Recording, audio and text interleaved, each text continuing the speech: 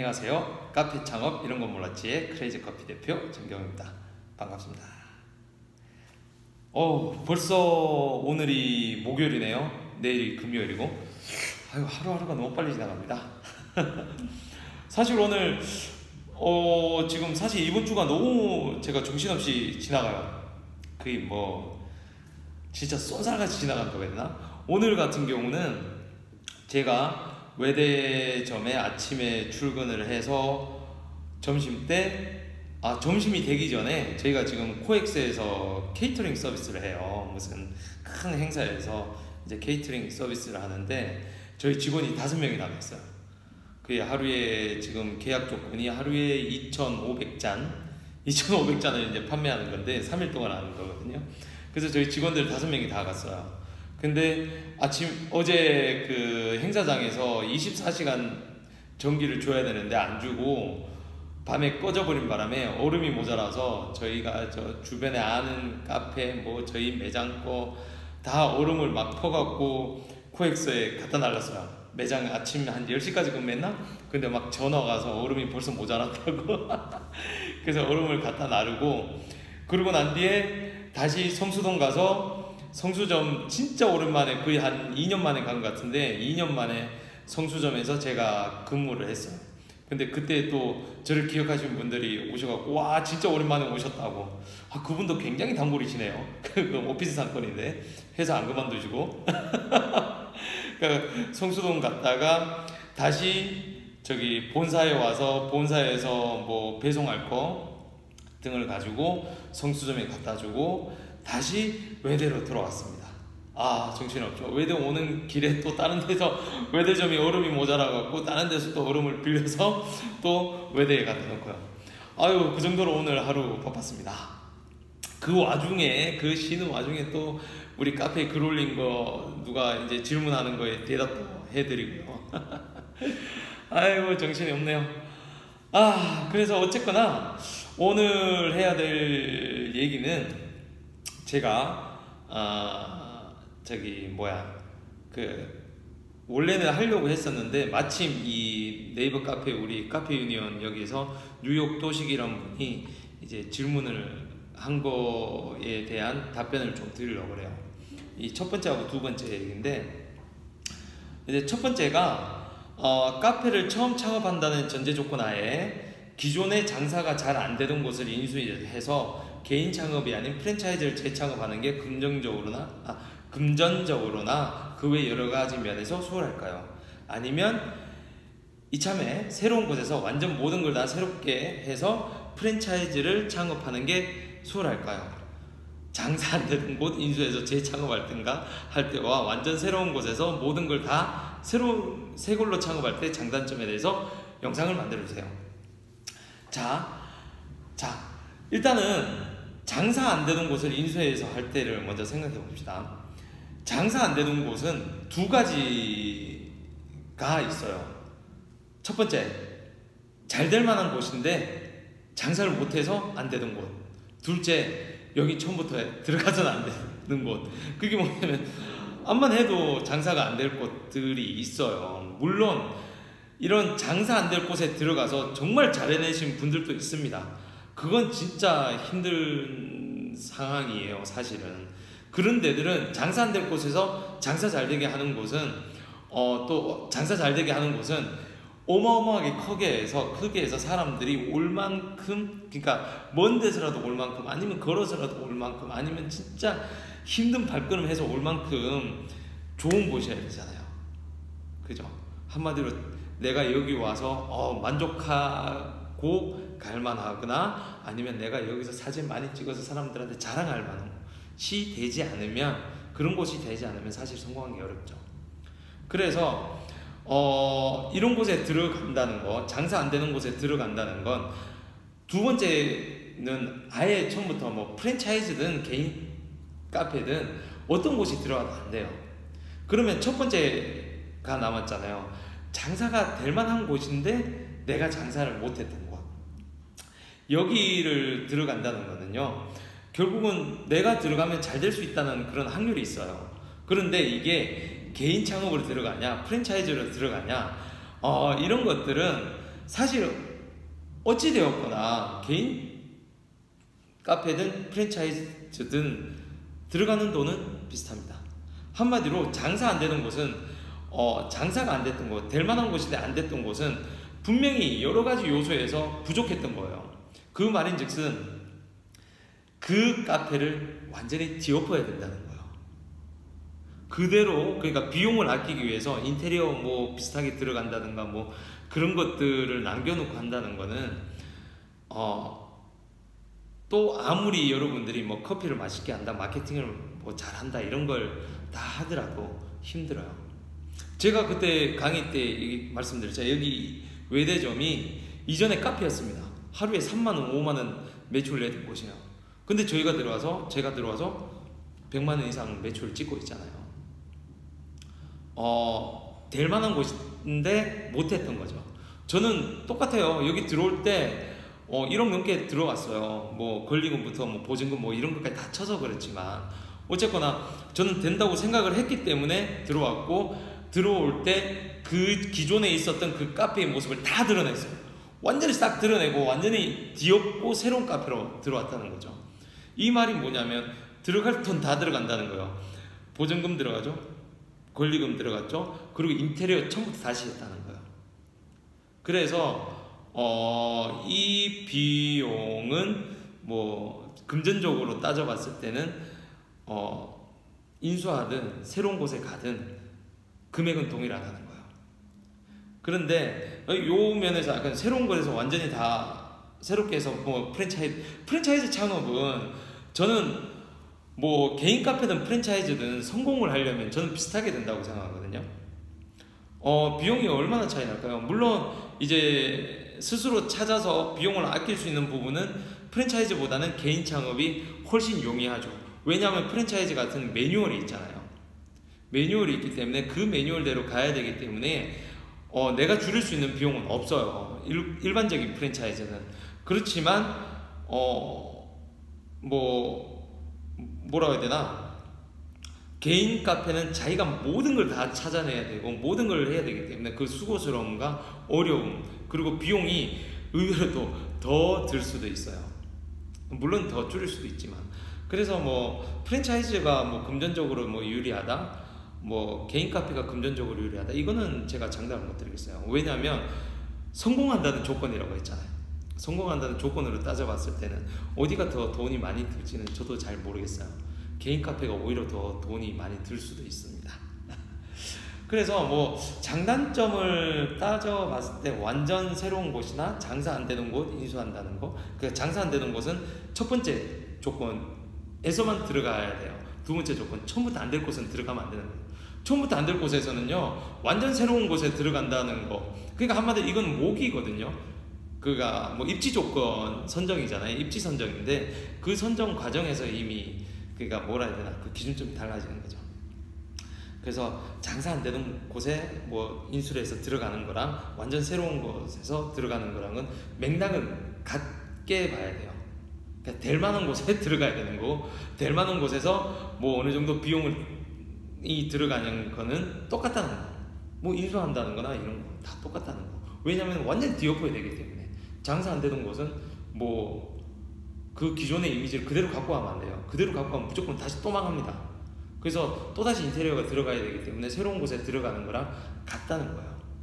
그래서 여기서 또 질문에 대한 답변은 프랜차이즈 창업. 그러니까 이게 좀 애매한데요. 저희 같은 경우는 매장마다 이제 뭐 장비도 다르고 인테리어도 달라요. 그래서 저희가 사실 이제 컨설팅을 하다 보면 뭐 비용이 뭐 이제 견적이 나오잖아요. 저희는 컨설팅 하나 프랜차이즈 하나 비슷해요. 사실 비슷합니다. 거의 금액이 똑같아요. 다만 이제 우리한테 더 들어가는 비용이 가맹비나 교육비가 더 들어가는 뿐이지 창업 비용은, 전체적인 창업 비용은 똑같아요. 심지어 오픈하고 나서도 컨설팅 받으신 분들은 뭐 원두만 사잖아요. 원두하고 재료만 사잖아요. 그거는 이 프랜차이즈 우리 가맹점들하고 똑같거든요. 심지어 저희 가맹점들은, 저는 뭐 앞으로도 뭐 똑같은 생각이지만 로열티를 받을 생각이 없어요. 로열티 같은 경우는 저는 왜 다른 프랜차이즈하고 좀 비교를 하게 되냐면, 제가 왜 로열티를 받을 생각이 없냐면 뭐 앞으로 뭐 200호든 300호든 뭐 늘어나든 뭐 저는 원두를 원래부터 원두 납품을 하는 회사고 원두를 제조해서 납품하는 회사고 앞으로도 저는 그 방향으로 저는 갈 생각이에요. 그러다 보니까 장사 잘 되면 저희 원두를 많이 쓰잖아요. 그게 이미 로열티가 아닌가? 저는 그렇게 생각하거든요. 그래서 그분이 장사 잘 돼서 제 원두 많이 쓰면 저도 원두를 많이 판매하는 거고 저도 매출이 많이 나는 거고 사장님도 매출이 많이 나는 거고 그래서 장사 잘 되게 해서 저희 원두를 계속 회전을 많이 시키는 게 제 목표예요. 그래서 로열티는 앞으로도 받을 생각이 없어요. 그래서 뭐 다른 프랜차이즈 같은 경우는 뭐 로열티도 내고 뭐 그렇게 하지만 모르겠어요. 비용적인 면에서는 좀 비슷한 것 같아요. 저희 입장에서는. 근데 다른 데는 물론 저 비용이 프랜차이즈가 좀 더 많이 들어가는 건 사실이지만 그게 사실이지만 장사를 좀 더 잘 되게 하는 게 사실 프랜차이즈잖아요.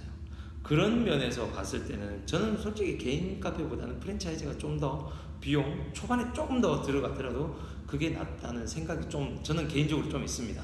물론 개인 카페를 정말 잘 하시는 분들은 그러니까 마케팅을 앞으로도 더 잘할 자신이 있고 그리고 초반부터 어느 정도 이제 여러 가지 노하우를 쌓였다는가 또 준비가 엄청 잘 됐다는 분들은 개인 카페를 창업하셔도 됩니다. 그리고 개인 카페 창업하시는 분들은요, 제 생각엔요, 프랜차이즈보다 돈을 더 많이 투자를 하시는 분들이 개인 카페를 하시는 게 저는 낫다고 봅니다. 이건 무슨 말인지 모르시겠죠? 개인 카페가 성공하려면 진짜 번듯해야 됩니다. 그리고 내용이 충실해야 되고요. 뭐 음료를 잘 만드든 커피를 잘하든 아니면 뭐 규모가 크든 인테리어가 진짜 번듯하든 그런 것들을 따져봤을 때 개인 카페가 돈을 더 많이 들여야 성공 확률이 저는 높다고 봅니다. 물론 틈새 시장이 있습니다. 그 틈새 시장을 또 파고드는 것도 또 개인 카페의 또 장점이긴 하죠. 여러 장단점들이 있기 때문에 그거는 제가 지난번에 개인 카페와 프랜차이즈의 장단점 설명을 한번 해드렸잖아요. 그 부분은 그 편에서 다시 한번 보세요. 자, 두 번째, 이게 정말 중요하거든요. 자, 예를 들어 1억을 들여서 창업을 했을 시에 3년에서 5년 사이 장사 후에 가게를 정리할 때 처음 가게를 차릴 때 들어간 1억 중 몇 프로 회수가 가능한가요? 물론 얼마나 장사가 잘 되고 안 되고에 따라 달라지겠지만 처음 들어간 돈은 권리금하고 상관이 없네요. 뭐 뒤에 말은 무슨 말인지 잘 모르겠지만 회수가 가능한가? 저는 이게 무슨 말이냐면 엑식 전략이라고 그러죠. 출구 전략. 그러니까 흔히들 어떤 투자를 했을 때 그 투자금을 회수하는 이런 전략을 처음부터 세우고 들어가야 된다고 저는 생각해요. 이게 정말 중요해요. 이게 정말 내가 최소한도로 망했을 때, 그러니까 장사가 안 돼서 내가 이걸 빠져나가고 딴 데서 다시 이 카페를 차린다든가 아니면 뭐 성공했을 때라도 이걸 얼마나 잘 팔아서 내가 다음에 더 다음 단계로 갈 수 있는 이런 방향까지 전략을 설정해야 돼요. 저는 이게 두 가지 방향으로 보거든요. 첫 번째, 망했을 때, 아까 제가 말씀드린 대로 망했을 때 얼마나 내가 많은 그러니까 적은 투자 손실을 이뤄낼까? 한마디로 얼마나 많은 돈을 최대한도로 회수해서 다음 단계로 갈 수 있을까? 내가 다음에는 성공해야 되잖아요. 지금은 이 뼈아픈 실패를 했지만 그래도 다음엔 더 잘 수 있다는 생각이 들 거예요. 분명히 경험이 쌓였기 때문에 이 상권을 보는 이런 눈도 생겼을 거고 그리고 장사를 하다 보니까 내가 하지 말아야 될 것과 내가 다음에는 어떻게 하면 되겠다는 것들을 배우기 때문에 그 경험치를 가지고 다음 이 투자금 한마디로 내가 회수할 수 있는 돈을 가지고 투자할 수 있는 그런 여력이 생기잖아요. 그 단계까지 가는 거예요. 그게 첫 번째 단계고요. 한마디로 얼마나 많은 돈을 회수할 수 있느냐. 그 다음 두 번째가 내가 장사가 잘 됐어요. 장사가 잘 됐을 때는 두 가지 방향입니다. 또 장사가 잘 됐을 때 또 두 가지 방향. 첫 번째는 아예 이걸 다 정리하고 이 정리한 돈, 장사가 잘 되면 당연히 권리금도 많이 생기고 또 지금까지 벌어놨던 돈까지 합치면 다음 단계로 넘어갈 수가 있잖아요. 그죠? 이게 프랜차이즈들이 보통 하는 방식이거든요. 그러니까 기존에 갖고 있는 데 팔아서 그러니까 파는 걸 그냥 파는 게 아니라 이거를 한마디로 프랜차이즈처럼 가는 거예요. 이 본점을 다른 분한테 가맹점으로 주는 거죠. 그리고 그 돈을 회수해서 또 다른 본점을 하나 세우는 거예요. 이게 첫 번째 방식이고요. 두 번째는 정말 돈을 많이 벌었어요. 계속 많이 벌어서 그러니까 대출이라든가 또 다른 돈을 가지고 본점은 그대로 되고 2호점을 차리는 거죠. 그러니까 2호점 차리는 방식이 아까 말한 대로 다른 분한테 넘겨서 1호점을 이쪽을 주고 2호점을 자기 돈으로 더 크게 차리는 거예요. 이런 방식이 있는 거예요. 이 장사가 잘 될 때는요, 엑시트 전략이 뭐 그렇게 크게 필요는 없어요. 우리 직원이 지금 마감하는 모양이네요. 그래서 어쨌든 이거를 이제 다 정리하는 거는 어렵지 않아요. 장사 잘 될 때는. 근데 첫 번째, 망했을 때가 가장 중요하다는 거죠. 어느 정도 회수를 할 수 있는가. 이거는 제일 중요한 거는요, 이미 들어갈 때부터 여러분들이 이 전략적으로 들어가야 돼요. 그게 무슨 말이냐면, 예전에 한번 제가 자금에 대해서 생각을 입지를 선정할 때에도 한번 설명을 드렸을 거예요. 그게 뭐냐? 바로 잘 팔릴 만한 곳에 들어가야 된다는 거예요. 잘 팔릴 만한 곳. 그러니까 다음에 내가 망했어도 권리금 회수가 잘 될 만한 곳에 들어가야 된다는 거예요. 그때도 입지 선정할 때도 제가 한번 진짜 이게 심각하게 한번 말씀을 드렸는데, 누가 봐도 망할 곳들 있잖아요. 누가 봐도 장사가 안 될 곳들은 다음에도 안 들어와요, 사람들이. 권리금은 그 돈을 주겠냐고요. 회수하기 힘들어요. 그래서 어느 정도 이 장사가 잘 돼 보여야 권리금도 더 받을 수 있는 거고, 그 장사가 잘 돼 보이는 곳들이 바로 어느 정도 유독 인구가 있고 입지 상권이 좋아야 된다는 거예요. 그래서 초창기에 제가 돈이 어느 정도 들어가는 곳에 들어가야 성공 확률이 높다는 거예요. 실패했을 때도 회수할 수 있는 확률이 생기는 거고요. 그래서 몇 프로가 해소되는가? 이거 보면 여러분들 인테리어에 대한 것들은 순수 투자비로 보셔야 돼요. 여러분들 인테리어비는요, 감가상각으로, 그러니까 그 인테리어의 그 투자비는 5년 동안 한마디로 투자는 됐지만 그게 재무제표상에는 그게 시설비로 들어가 있어요. 시설로. 그러다 보니까 항상 매년 20%씩 감가상각을 하는 거죠. 그래서 인테리어 비용은 투자금에서 이미 다 소진이 됐다고 보셔야 돼요. 나중에 권리금들은 이런 인테리어 비용에 대해서 사람들이 자꾸 투자라고 생각을 하고 그 투자금을 회수를 하려고 하는데, 이거 회수 못합니다. 이미 감가상각되고 없는데요. 그래서 여러분들은 인테리어 비용을 투자비로 생각하지 마십시오. 절대로. 인테리어 비용 이미 다 소진한 비용이라고 생각을 하세요. 그래서 이 인테리어 비용은 회수를 못한다고 좀 생각을 하시면 됩니다. 장사가 잘 되거나 권리금이 더 받을 수 있는 건, 내가 들어갔을 때 권리금보다 더 받을 수 있는 방법이 바로 어느 정도 이 상권이 활성화된다든가, 앞으로, 그러니까 미래, 그러니까 내가 예전에 창업했을 때보다 더 활성화될 만한 곳을 이제 예측을 해서 들어간다든가, 아니면 어느 정도 장사가 되면 이 권리금을 더 받을 수가 있거든요. 그래서 어느 정도 회수가 되냐, 이거는 보통 내가 들어갔을 때 권리금이라든가 권리금에다가 어느 정도 이제 인테리어 비용 추가되는 그 비용을 받을 수가 있어요. 그래서 이제 투자비의 몇 프로 라기보다는 내가 처음 들어갔을 때 그 투자비는, 어차피 투자비는 보증금 그대로 받고 나가는 거잖아요. 그죠? 보증금 그대로 받고 나가는 거고, 그 다음에 이제 권리금에서 플러스로 이제 어느 정도 받을 수 있죠. 그리고 기계 장비는 이것도 권리금에 포함되느냐 안 포함되느냐, 이거는 계약하기 나름이고요. 이것도 그대로 들고 나갈 수는 있어요. 사실은 뭐 식당이 들어온다거나 하면 그대로 들고 나갈 수 있기 때문에 이거는 뭐 다음에도 쓸 수 있는 비용이니까 회수된다고 보는 거고요. 그리고 이거는 뭐 그대로 권리금만 포함되면 회수는 못하는 거고, 그리고 이제 인테리어 비용 정도가 이제 나가는 거잖아요. 그리고 그 초기 투자비, 이제 한마디로 초도 물품비, 이거는 뭐 장사하면서 계속 팔고 이제 들어가는 거기 때문에 이거는 투자비라고 생각하시면 안 돼요. 소모품비니까. 그래서 이 인테리어 비용 정도만 어느 정도 해소하느냐 못하느냐, 이 차이가 들 수 있는 거예요. 그게 권리금으로 더 플러스가 될 수 있는 거. 그래서 여러분들은 처음 들어갈 때도 향후에 내가 망했을 때까지 고려를 해서 여러분들은 생각을 하고 들어가야 된다는 거예요. 그래서 이거는 입지하고 상관이 있는 거예요. 알겠습니까? 입지가 내가 나갔을 때 어느 정도 권리금을 더 받을 수 있느냐 없느냐, 이런 것까지 고려가 되고 고려를 하고 들어가셔야 된다는 거. 아시겠습니까?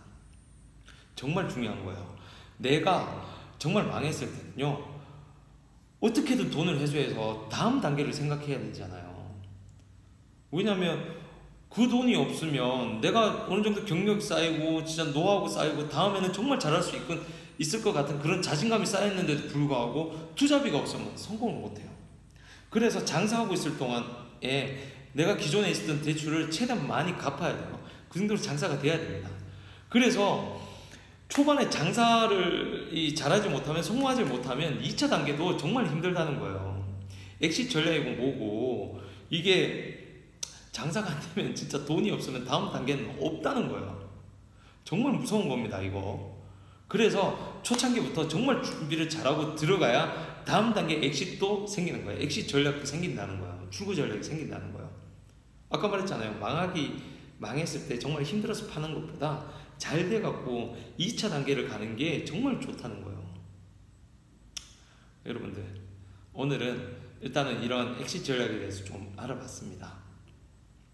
앞으로도 여러분들은 정말 준비를 잘하면요, 이 두 번째, 잘 됐을 때 이런 엑시트 전략으로 가야 되지, 안 됐을 때 엑시트 전략으로 절대 가시면 안 돼요. 출구 전략은 정말 좋은 방향으로 가야 됩니다. 그러려면 초창기부터 좋은 입지에서 어떻게든 성공시켜야 되는 그런 프로의 모습을 보여야 된다는 거, 여러분들 꼭 기억해 주십시오. 알겠죠? 그러면 오늘 이만 하겠습니다. 감사합니다.